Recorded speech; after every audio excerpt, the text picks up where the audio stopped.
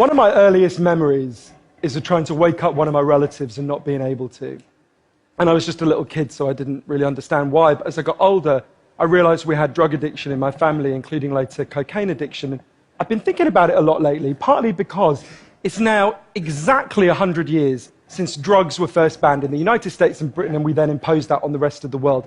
It's a century since we made this really fateful decision to take addicts and punish them and make them suffer because we believed that would deter them, it would give them an incentive to stop.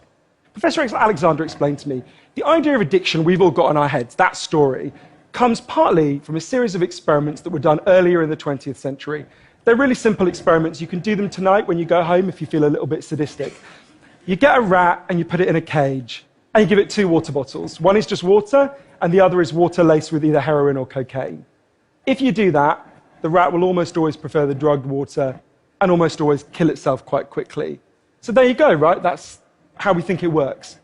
In the 70s, Professor Alexander comes along and he looks at this experiment and he noticed something. He said, we're putting the rat in an empty cage. It's got nothing to do except use these drugs. Let's try something a bit different. So Professor Alexander built a cage that he called Rat Park, which is basically heaven for rats, right? They've got loads of cheese, they've got loads of colored balls, they've got loads of tunnels.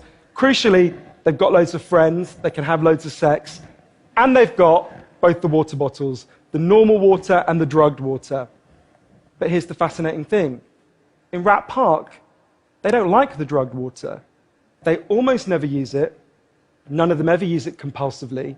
None of them ever overdose. You go from almost 100% overdose when they're isolated to 0% overdose when they have happy and connected lives. Professor Alexander began to think there might be a different story about addiction. He said, what if addiction isn't about your chemical hooks?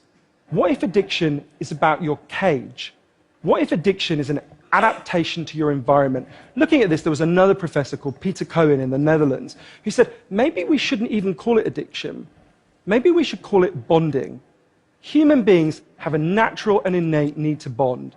And when we're happy and healthy, we'll bond and connect with each other.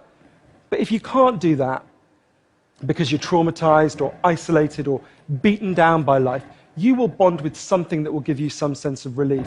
Now, that might be gambling, that might be pornography, that might be cocaine, that might be cannabis. But you will bond and connect with something because that's our nature. That's what we want as human beings. And I think, at first I found this quite a difficult thing to get my head around. But one way that helped me to think about it is, and I can see, I've got over by my seat there a bottle of water, right? I'm looking at lots of you, and lots of you have bottles of water with you, right? Forget drugs, forget the drug war. Totally legally, all of those bottles of water could be bottles of vodka, right? We could all be getting drunk, I might after this. But we're not, right? Now, because you've been able to afford the approximately £1 gazillion that it costs to get into a TED Talk, I'm guessing you guys could afford to be drinking vodka for the next 6 months. You wouldn't end up homeless. You're not going to do that. And the reason you're not going to do that is not because anyone's stopping you. It's because you've got bonds and connections that you want to be present for. You've got work you love. You've got people you love. You've got healthy relationships. And a core part of addiction, I came to think, and I believe the evidence suggests, is about not being able to bear to be present in your life. We live in a culture where people feel really increasingly vulnerable to all sorts of addictions, whether it's to their smartphones or to shopping or to eating. Before these talks began, you guys know this, that we were told we weren't allowed to have our smartphones on. And I have to say, a lot of you looked an awful lot like addicts who were being told their dealer was going to be unavailable for the next couple of hours. And a lot of us feel like that. And it might sound weird to say, I've been talking about how disconnection is a major driver of addiction. It might be weird to say it's growing because you think, well, we're the most connected society there's ever been, surely. But I increasingly began to think that the connections we have, we think we have, are like a kind of parody of human connection. If you have a crisis in your life, you'll notice something. It won't be your Twitter followers who come to sit with you. It won't be your Facebook friends who help you turn it round. It'll be your flesh and blood friends who you have deep and nuanced and textured face-to-face relationships with. And yet, Bruce Alexander, the guy who did the Rat Park experiment, says, we talk all the time in addiction about individual recovery. And it's right to talk about that. But we need to talk much more about social recovery.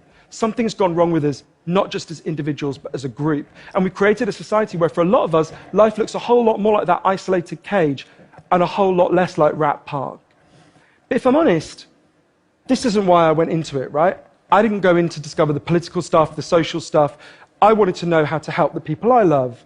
And when I came back from this long journey and I'd learned all this, I looked at the addicts in my life, and if you're really candid, it's hard loving an addict, and there's going to be lots of people who know in this room you're angry a lot of the time. And I think one of the reasons why this debate is so charged is because it runs through the heart of each of us, right? Everyone has a bit of them that looks at an addict and thinks, I wish someone would just stop you. And the kind of script we're told for how to deal with the addicts in our life is typified by, I think, by the reality show Intervention. If you guys haven't seen it, I think everything in our lives is typified by reality TV, but that's another TED Talk. If you've never seen the show Intervention, it's a pretty simple premise. You get an addict, all the people in their life, gather them together, and say, if you don't shape up, confront them with what they're doing, and they say, if you don't shape up, we're going to cut you off, right? So what they do is they take the connection to the addict, and they threaten it. They make it contingent on the addict behaving the way they want.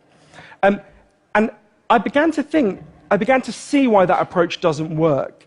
And I began to think that almost that's like the importing of the logic of the drug war into our private lives. And what I try to do now, and I can't tell you I do it consistently, and I can't tell you it's easy, is to say to the addicts in my life that I want to deepen the connection with them, to say to them, I love you whether you're using or you're not. I love you whatever state you're in. And if you need me, I'll come and sit with you because I love you and I don't want you to be alone or to feel alone. And I think the core of that message, you're not alone, we love you, has to be at every level of how we respond to addicts, socially, politically, and individually. For 100 years now, we've been singing war songs about addicts. I think all along we should have been singing love songs to them, because the opposite of addiction is not sobriety. The opposite of addiction is connection. Thank you.